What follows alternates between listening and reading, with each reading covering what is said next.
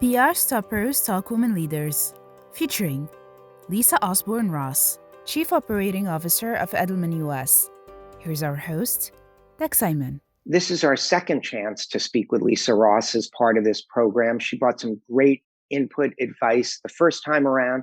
So we're looking to achieve that and probably even more. Thanks so much for spending time with us. Oh, my pleasure. My pleasure. I was so honored to have been a first part of that group. And so I'm glad you came back to talk to me again. Sure. Now, your background has been in public affairs, and obviously there's been a huge change with the Biden administration in place, change in power in Congress. Mm-hmm. As a communicator and organization, what are some of the positive steps that you need to take because of this new environment? I think this is going to be and has been a sea shift. President Biden has been in for a little over 50 days, and the way he communicates and the way he expects his cabinet and those close to him to communicate has really determined how all of us now have to communicate with them. And the president is clear, he is direct, he is probably honest to a fault. He's not perfect by any means. I think we will see that. But his style of communication is to speak in a way that is measured, that is moderate. He answers questions that he chooses to answer, but he doesn't answer others. But there is a real sense of integrity in this administration. And as a former political appointee, one of the things that struck me most was the day of the inauguration. And I don't know if you remember it, when he showed all of the political appointees being sworn in, which is such a really big deal. And he said, almost out of the blue, because it was a lovely moment, and then he said, and to be clear, each of you is required to maintain the principles and the values of this administration, and I will fire you on the spot if you don't. And you saw that he did. And so I think it's a different type of communication. And I think the expectations on both sides are different, and from my personal humble opinion, better. Okay. One of the things that's probably easier for corporations, unlike the past administration, is there's probably zero chance that a business is going to be called out by name in an us versus them kind of way. Even though that helps companies have a sigh of relief, what are some of the increased challenges business face and pitfalls they might want to make sure they avoid during this time? I think that this is the most exciting, important material time to be in business. I think what we have seen from this administration and from the last administration is the role of business. You are very familiar with the Edelman Trust Barometer and the questions that we ask. And we just released our research on Friday. And we talked about what is the expectation of business under the Biden administration, but particularly as a result of the pandemic. And what we have been seeing starting to appear is rock solid, true, and honest now, and that is employees are the most valuable asset that any business has. And without the support and the understanding and clarity of expectations between my employer and employees, you are nothing. And even when we look at going back in the pandemic, you and I talked about how we will go back, and if we will go back, employees will decide. I think it was something like 69% said they will determine how they go back, and they expect to have input on how they go back. And so I think it's a very different environment, and again, a positive one. Yeah, and so it seems like on some levels, for those who are fortunate to be in a workplace where it's been able to continue functionality, working remotely, it sounds like from your research, employees are going to have more of a say in how businesses are run on many more issues than they used to in the past. How do businesses make sure that that's a good thing for them and not a challenge? You know, we say embrace the mandate.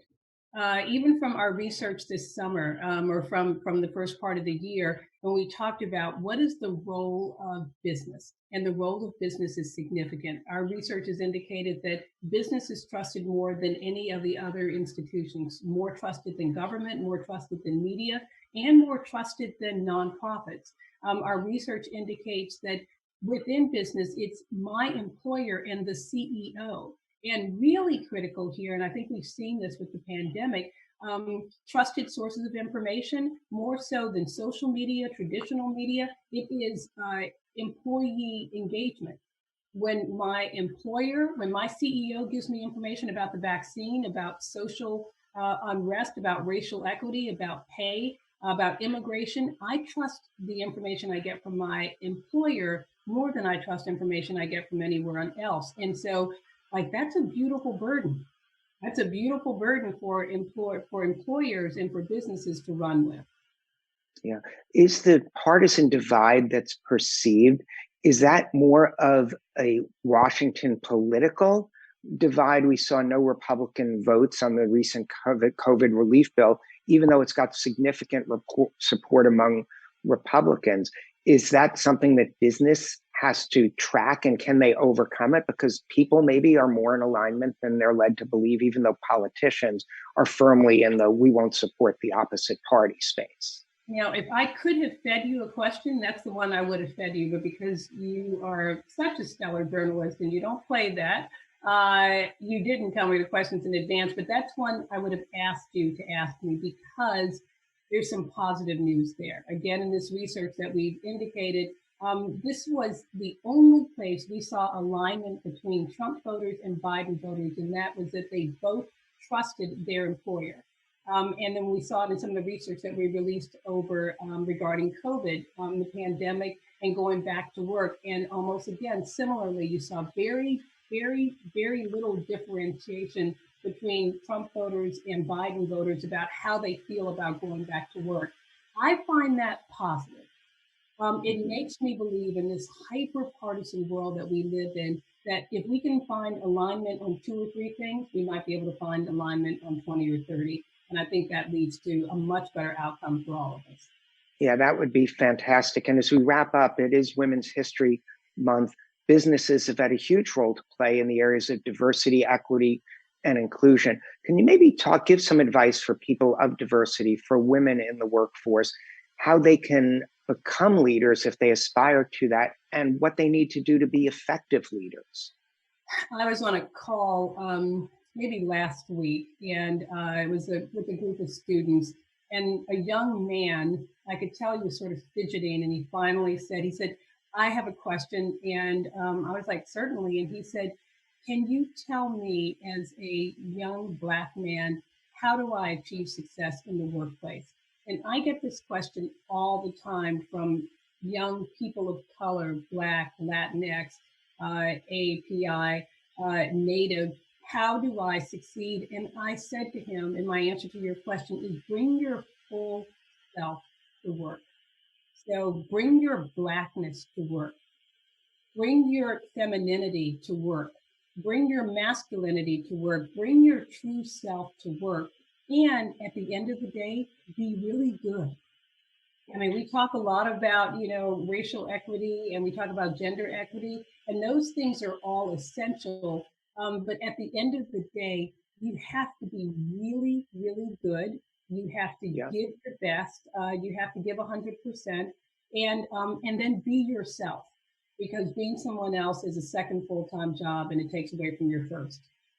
No, that makes so much sense. And I was going to ask, that's a perfect lead, because about the importance of just being better than other people, especially if you're walking into the workspace at an historical disadvantage.